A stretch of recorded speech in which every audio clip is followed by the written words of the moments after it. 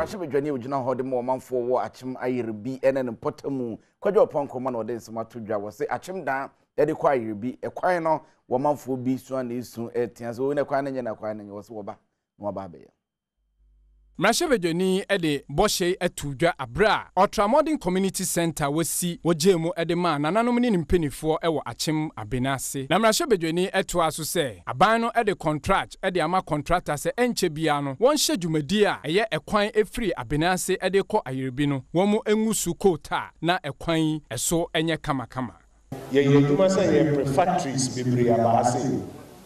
wono ba bi factory du ene no mbae omo ba drive behwe omo ko wie ne no mtena se omo se mo hodo de betuma bi factory ma mrante de be bonye dwuma na mo kwan we de ko bi factory o wa ye wi a kwan be fa so de ne ma akọ be eno nti ye si second time ye dwuma si ene so ba ne se ya kwan ne ye pese etumi ye ne ete ensafi hu tentem enne se ne ade si ken fiti ofoase ebesin kodu oda ye fiase egusu kota akakra na emse ye du kofini mo ye ba betwebo ase kota tum sa e de aba ko chimoda ye no ko ye kota no ho adwuma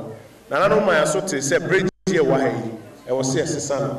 na ye de ahyebu se sa bridge we se e wo so ko yi no mo ye bridge foforo abafu de ni bi e de hye abraseman e de Wahini awo Akyem Abenase nana Buame Ankra the second eda Rasha Bedwani ase se ode Ultramodern Community Center yi wasi ede ama amanfo a wone wo Abenase empatem na okase Ultramodern Community Center yi Rasha Bedwani abesi ede ama omi ade a bebo mo paa yi ama nhihye ade fa COVID-19 no wo mo etimi ediso wo mo ne se